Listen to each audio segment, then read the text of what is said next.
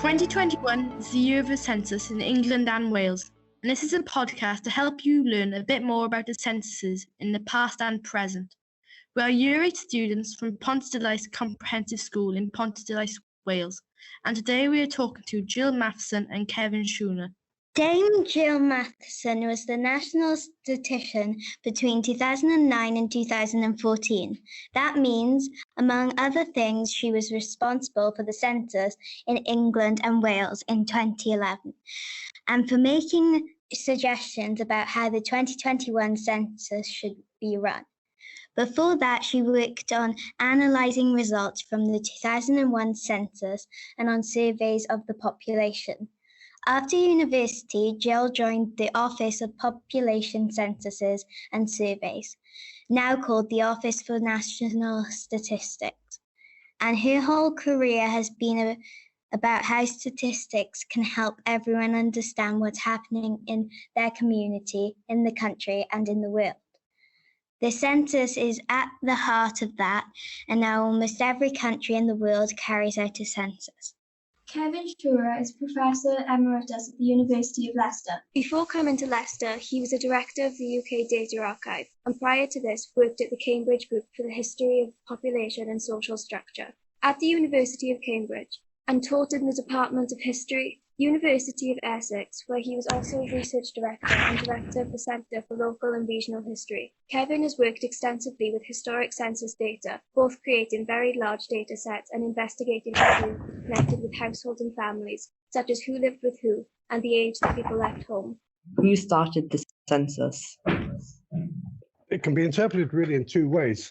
In terms of who started it, if you're talking about England and Wales, it was essentially started by government, and in particular by Charles Abbott, who was Baron of Colchester, who introduced the Census Bill. But the real workman behind it was a chap called Rickman, John Rickman, who pretty much masterminded and undertook the first 4 national surveys in Great Britain. If you interpret the question another way, we didn't start it. We didn't start it here in England and Wales, or for that matter, Great Britain. There were some censuses before we took ours in 1801. Iceland was the first, 1703, but there are also a number dotted throughout Europe, particularly in some of the Italian states in the late 18th century. And of course, the newly formed United States of America took their census in their first census in 1790. So we were certainly not the first. Why does census only occur once every 10 years? Why doesn't, rather than starting on like a new decade as well, instead of, for example, it's 2021 rather than 2020? Okay, interesting question. Why does it happen every 10 years? Jill may want to comment on this. I think it's primarily money. There have actually been in the past suggestions to Parliament that we should carry out a 5-year census, possibly not as detailed as the 10-year census, but that's never been funded. So we have ended up with a 10-year census. In terms of why does it start? Well, actually, it does start on the new decade. New decades actually do start with a 1, not a 0. They end with a 0, but that's really incidental. It started just because 1801 was the first year we took a census, not 1800, not 1802. It's just that's how long it took to get the legislation through Parliament. So the first census was 1801, and it's just been 10 years ever since after that. Had we had our first one, had they got the legislation through to take it in 1800, then we probably would be 1810, 1820, etc., as is the case in America. So it's every 10 years, probably because of money. And the reason it's on a year that ends 01 or 11 or 21, 31 is really, I think, because of the timing of the very first British census. Shall I add a little bit to that about why is it only once every 10 years? Kevin's right, it is partly money, but it's not only money. It's if you think about the scale of the census and how it's done, and particularly in those early censuses before there were computers, and where it involved thousands and thousands and thousands of people going round every area in the country and writing down information.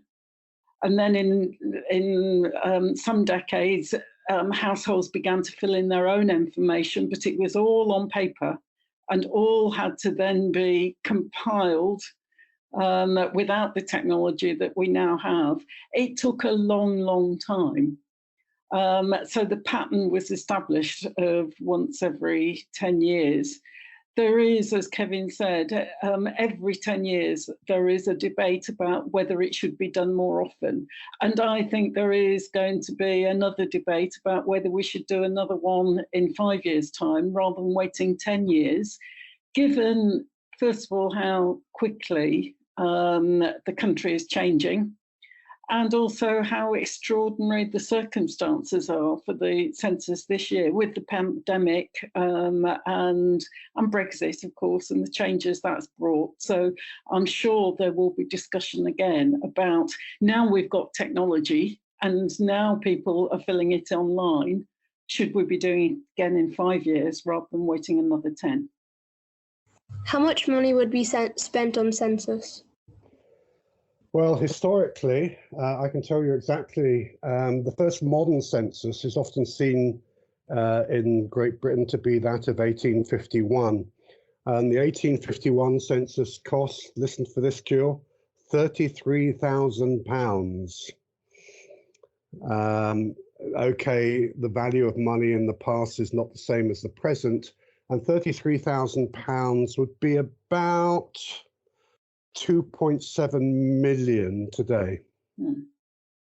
The 2011 census, which was the one I was responsible for, in contrast, cost about £500 million, £500 million. So a big increase. But of course, part of that is that there are very, very many more people that we are counting. So it sounds a lot of money. Indeed, it is a lot of money. I remember working it out that actually it costs about £1 a year for every person in the country, something like that. So it doesn't seem so much when you say it like that, but it is a lot of money. Which is another reason we don't have them every year. Yeah. Was there another reason for the census apart from knowing who lived in each house? Again, if you talk about the origins of the census, we had our first census in Great Britain, as I said earlier, in 1801. Of course, at that time, we were fighting Napoleon, we were fighting the French. And also the country was very much in transition. We were experiencing an industrial revolution. We had arguably had an agricultural revolution as well.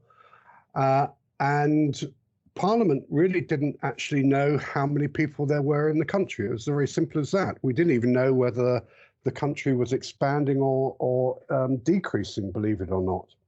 And the reason that the fact that we were at war with Napoleon is very important, because there was a concern when you're creating most of your food, i.e. you're feeding your population from growing things and rearing animals in the countryside.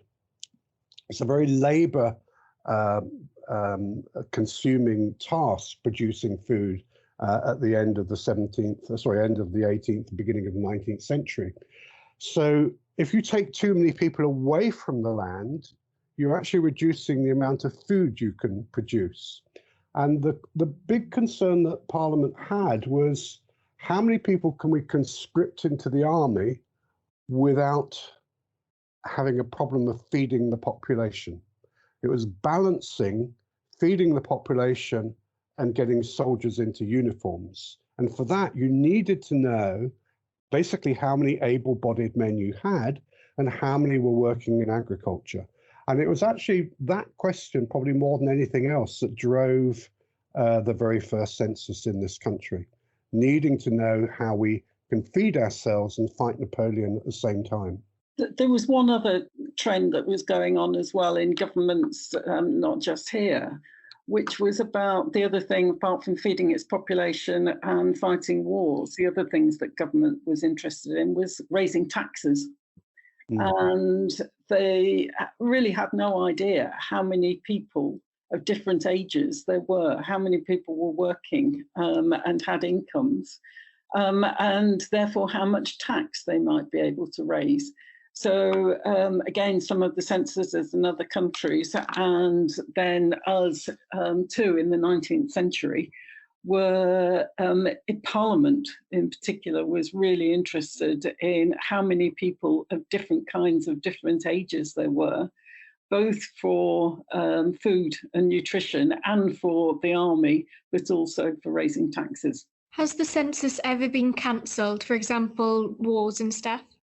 Simple answer is yes, once in 1941 because of the Second World War. It's also been delayed, postponed, which is not quite the same thing. Almost 100 years ago, the 1921 census was delayed because of the general strike. It was delayed a few months and taken in June. And also the 1841 census was delayed again until June.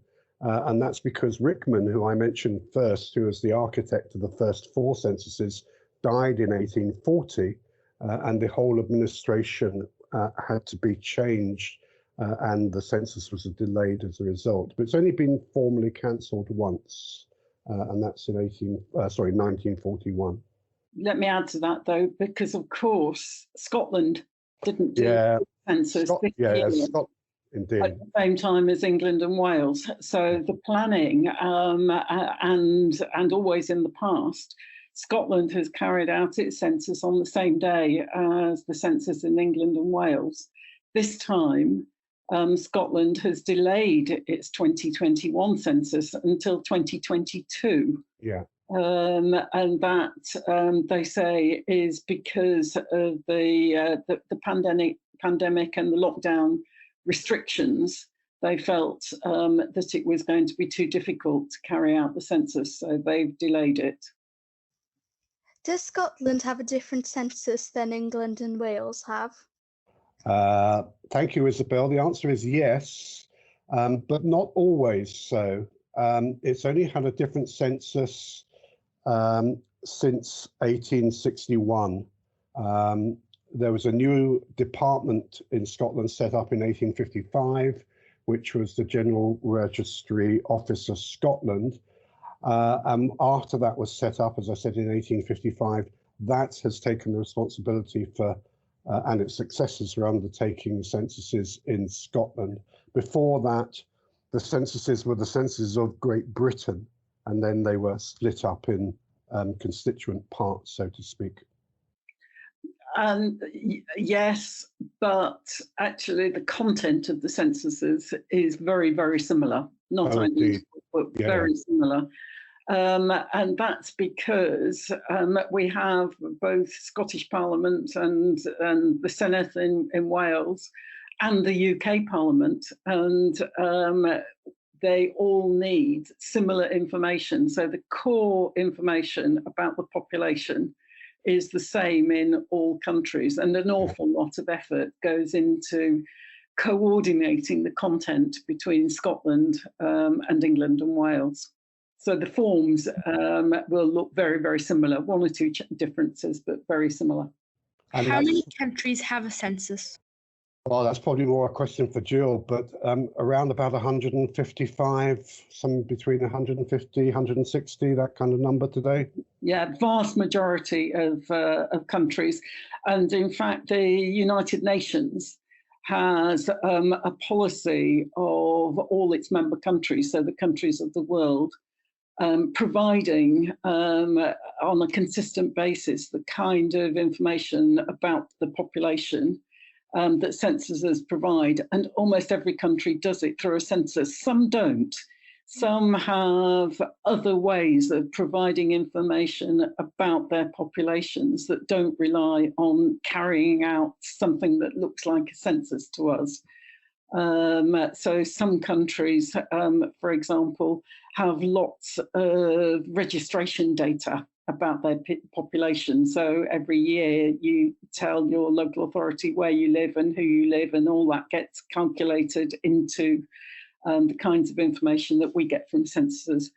But almost every country does it, and they all do it, going back to an earlier question, in a year ending in a 0 or a 1. Mm. Some countries, like Australia, do have censuses every 5 years. So they also do a census in a year ending in 6. How long does it take to complete and organise the census? Historically, the very first censuses, the first 4 censuses, arguably were a lot quicker because they were primarily aggregate. What I mean by that is that they aggregated figures were sent locally to London. So normally the local clergy, or it may be often the overseers of the poor, filled in a form for the area as a total. So that was a relatively quick census by all accounts. The change really comes in 1841 when, for the first time, households are given us what we call a schedule. We still have census schedules, although they're rather different today. But a schedule, which is essentially a piece of paper, a form, is delivered to every household, and the household have to fill this in. That's then collected. So it was delivered in the week before Census Day. It's then collected the day after Census Day, on the Monday. Census Day is normally on the Sunday night by tradition. And then the person who does that, what's called the enumerator, he then used to take those schedules and he used to copy them all out and partly standardize the entries in the householder schedules. And they would go into what's called an enumerator's book, and then they would all be sent to London or Edinburgh, if you're in Scotland. So even the Welsh ones would be sent to London. And then these would then be gradually tabulated. And it would take years, literally years, for the tabulations to be produced. So some of the first tabulations, the first tables they would rush out would be an overall head count, essentially, of the size of the population. And then more and more publications would come out, more detailed, both in terms of geography, detailed in terms of subject matter. But these would often come out several years, up to 5 years after the event of taking the census. Again, the next big change is in 1911, when a kind of proto-computer was introduced to analyze the census data, called a Hollerith counting machine. Essentially what it meant is that the answers were pre-coded. So a description of an occupation like agricultural labor was converted into a number, 99, and then that was then typed into a card, and there was a machine that could count all of the number of 99s on that card, if that makes sense, by punching holes in the card. So that was a kind of first proto computerized census in 1911. And then the first time computers, as we would know them in the modern sense, were used would have been for the 1951 census. So the processing of census data has speeded up over time, but also don't forget that as that speeded up, more and more questions have actually been asked, and the analysis has also expanded. So that's why I said it's how long is a piece of string, and you can obviously, once you've collected the data, you can carry on analyzing it. But most of the analysis are published in formal published reports that are submitted to Parliament and available to the public. But that's my try to sum up the process for you of 200 years or so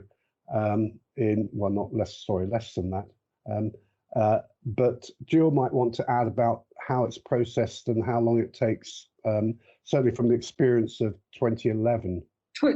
Just very, very briefly, in about 2004-05, we started thinking about, we looked at how did the 2001 census go, and then we started thinking about what might the 2011 census look like. Mainly, what's going to be the big topics? What are the questions that we want to include in it? There is then a process of lots and lots of discussions with lots of people about what the content should be, and there's always lots of people who want lots of information from the census. And then in about 2008, we started doing some testing with the population, members of the public. 2009, we built the systems for processing. And there was legislation that went through Parliament for Parliament to discuss. 2011, we carried it out, and we had a target of getting the first results within a year of Census Day, which we did. And as Kevin said, I mean, there's huge amounts of data that then keep coming, and people will be analysing that data in another 200 years. But the main headline results were within a year. So the whole cycle took from about 2005 to 2012. Can immigrants take part and answer the same questions as your average citizen in the census? Yes. Yes. Absolutely essential that everybody takes part. So really good question, Ethan, but it's actually for anybody. The only people who don't are the people who are just here on holiday for a very short period. Otherwise, the idea is to collect information about everybody who's here. And indeed, one of the questions is about country of birth. So it recognises that there are a lot of people who were born elsewhere, and this is now their home, and they live here, and they provide the same information as everybody else. And indeed, one of the important uses of the census is to be able to see how people who were born in different parts of the world fare. How are they doing compared with people who were born here? And everything Jill has said is true of the historic censuses as well. You know, certainly from the first, what we might call modern census of 1851 onwards, birthplaces recorded. They took some. They stressed. Sorry, what I'm trying to say is that they recorded people who were born overseas as well. And actually, historically, it's slightly different from what Jill said. Even if you were a visitor here temporarily, you had to fill in the census historically. Were poorer families allowed to partake in the census, or was it directed to richer or aristocratic families when it was originally made? Well, as Jill's just said, and it's a similar answer to what we've just said about immigrants, the census always has been directed at everybody. Nobody is excluded. In fact, of course, historically as well as contemporary, if you exclude yourself, you're actually liable to a fine. So everybody has to fill in the census. Everybody has to report themselves to the census. Rich and poor, native and foreign, it doesn't really matter. If you're living here, then you will be treated exactly as the same as anybody else, regardless of income, regardless of. So even the Queen will fill in the census. And we can see that Queen Victoria filled in her census form. And so it goes up and down the land from richest to poorest. And it's important that it does so because it has to capture all of those social nuances and differences. Why do you have to be over 16 to complete the census? In a sense, you don't. It depends what you mean by complete. So the census certainly aims and always has aimed to count everybody. The question is really who provides that information, if you see what I mean. So historically, the person who was given the task of providing the information to the enumerator was what was called the householder, which was which was often, but not always, a male. But the householder would have to complete the schedule for everybody in that household, regardless of age. So you literally see people who, in the historic censuses, where it will say age, it will say born at 1 minute past 12 on census day, literally a minute old or something like that.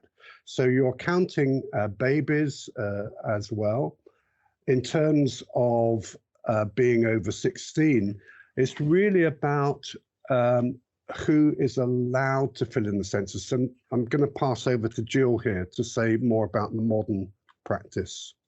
Yeah, no, it's simply that 16 is the age at which you can become your own household. You can leave home and form your own household, in which case you are responsible for filling in forms. And it's the age at which, as Kevin said earlier, you can be fined for not filling in your form. And it's the age at which people are considered responsible for providing their own information on the census. But below that, under that age, you should still be included. It's somebody else in your household, one of the adults, who is responsible for filling in information about you on the census form. What was the biggest household you have received data from? How many members were in the family? It was, I don't know the answer to that. It's a very good question, Libby. I don't know the answer to that. It would have been lots and lots and lots of people. So if you think about, the house I live in now was built in 1870 something. In 1881, there were 14 people living in my household, according to the census. There's now just 2 of us. And that would have been very common. So we cater for very, very big households. Of course, it's not just people in households. We also get forms back from some very big institutions like prisons. You don't escape the census if you happen to be in prison. So prisons, hospitals, other big institutions with hundreds of residents all get forms. And the forms are designed to be able to cope with very big families and very big institutions. And just to add very, very quickly, in the historic censuses, if you took private households as opposed to institutions, some of the biggest ones are because of residential servants. You have a lot of live-in servants. So you might have, as Jill said, you might have maybe 8 or 10 household members, but then you might have literally a retinue of 15 or 20 servants in some of the bigger, richer households. How do you choose the census questions and who signs them off? Okay, let me answer that quickly. When we start asking, we ask government departments, local authorities, charities, businesses, local communities, census users, people like Kevin, academics, researchers. We ask them, what information do you really, really, really need from the census? And we get back loads of answers and loads of requests for all kinds of information, far more than you could ever include in a single census form. So we go through a process of prioritising those bids. And among the criteria are, how important is it that we have that same information for the same point in time across the whole country? Do people understand? Can they answer the questions? Is it acceptable to them to be asked those questions? If you think everybody has to fill it in, then it's got to be something that they are able and willing to do. And in the end, it comes down to decisions about how long can the form be and what is acceptable and what is needed. let me give you an example of something that isn't in the census, and every time there is a big debate. We don't ask on the census information about people's income, and yet you would think that would be really, really important. And there are lots of people who would love to know, where are the really poorest households? Where are the really richest households? What's the comparison between them? What are the areas like that the poorest people live in, and so on? But it's not been included because we know a lot of people can't actually answer the question very simply. It's not an easy question to answer. And we know a lot of people won't answer the question on the census. So there's lots of other ways of collecting that information, but it's not included in the census. The final decision is actually made by Parliament. So the recommendations from the Census Office goes to Parliament, and it's Parliament that agrees what the content of the census form should be. What is the most interesting thing you have found after reviewing data from the census? I'm not a good person to answer that because I find the whole thing absolutely fascinating. But one of the games I sometimes play with myself is, I think, if we didn't have the census, we wouldn't know this.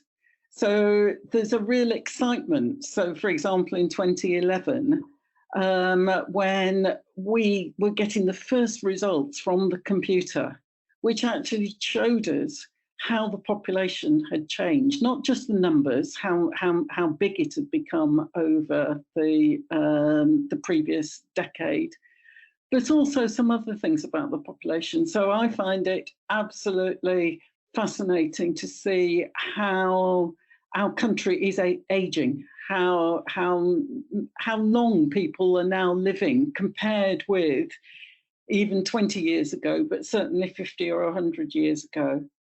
How the size of the households that people live in has changed. And if you think about why that matters, just imagine that we didn't know those things. Just imagine that we'd had the pandemic and we didn't know how many people of, say, aged 80 and over there were living in Swansea or Cardiff or Fishguard or London, and just imagine how difficult, even more difficult, life would have been for the health service and for government and for local authorities and for charities. So sometimes it's the basic things that, I get the most excitement from, because I can see just how important it is. If I can just answer that very quickly. As a historian, what interests me is how sometimes you see things in the past which you assume to be modern or contemporary, like single parent families or old people living alone. And we see all of these things in the past just as we do in the present. And I think that's very fascinating, it's seeing the continuity and seeing the change at the same time. So thanks for the question. What questions have you asked in the past that now that you think of would not be necessary in the present census? Just very quickly, there's always a tension between keeping asking the same questions, because the first thing you get asked is how has something changed, and being able to make room for new things. That means that sometimes questions do get dropped. So one of the ones I remember being involved in discussions about was that probably seemed very strange to you, but it's not that long ago. We used to ask about whether households had inside toilets, because an awful lot of housing didn't. Housing standards have changed a lot, but people didn't have access to inside toilets. But over time, and I think it was 1991, it was decided that we didn't actually need to ask that question anymore, because so many, almost every household did have an inside loo. But that's just an example of how some things are no longer needed to be asked. And so we can make room to ask some new things that are relevant. The other thing to understand about the 19th and early 20th century censuses is that they pretty much asked the same questions year after year. They didn't vary as much as they have done in the later 20th century. So there's much more continuity of the questions in the past than there is now, perhaps. but the questions were much more limited in number. Do the newer censuses have more responses because it can be submitted online, or are there less responses because people feel like they could lie about doing it because it's digital? For example, say like, oh, it just glitched, like, or I couldn't complete it because like my Wi-Fi wasn't working. Yeah, your Wi-Fi not working isn't going to let you off, but we don't know yet how many people filled it in online in 2021. It's too early to say, but certainly the hope was that it would just make it an awful lot easier for many people who are used to doing things online to be able to fill it in at a time that suited them at home.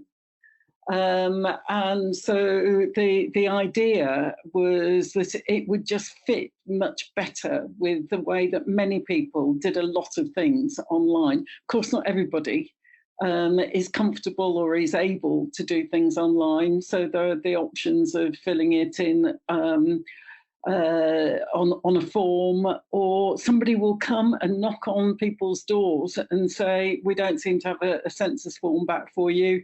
Will you fill it in now, or ring this number and we can give you lots of help?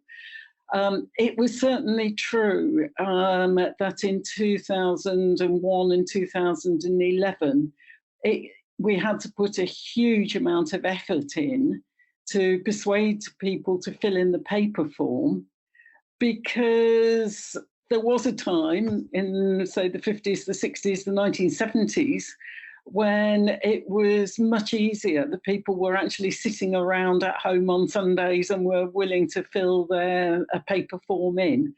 Increasingly, that is not like that. People aren't sitting at home waiting to fill a census form in. They'd much rather do it on the move or from wherever they are.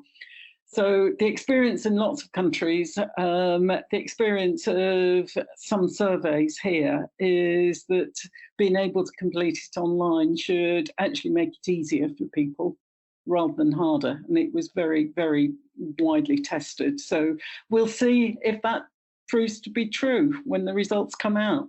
And just to add to that, historically, great efforts were made in the Victorian and Edwardian period in particular to make the census as complete as possible, 100% complete as possible, where you would have policemen also involved. They would go around the streets on census night and they would record people who were sleeping rough, people who were in tents in the countryside, even if you weren't living in a, shall we say, a normal residential environment.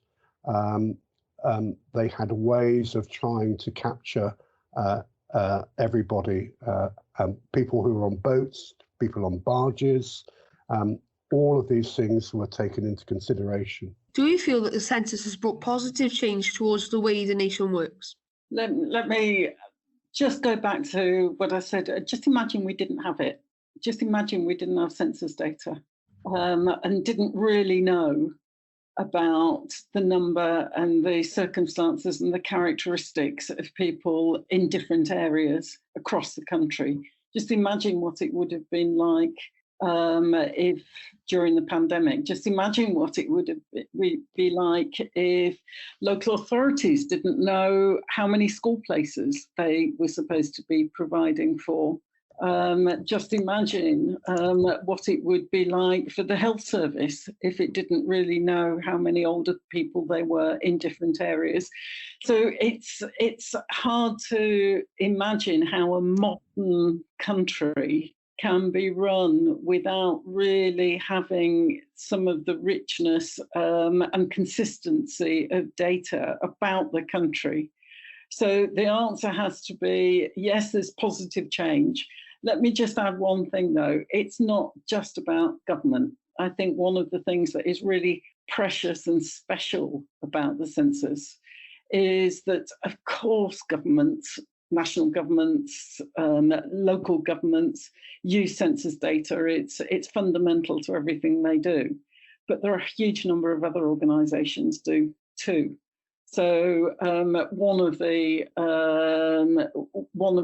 groups that I became familiar with was groups, a charity that was supporting carers, so people who provided care for others in their own home.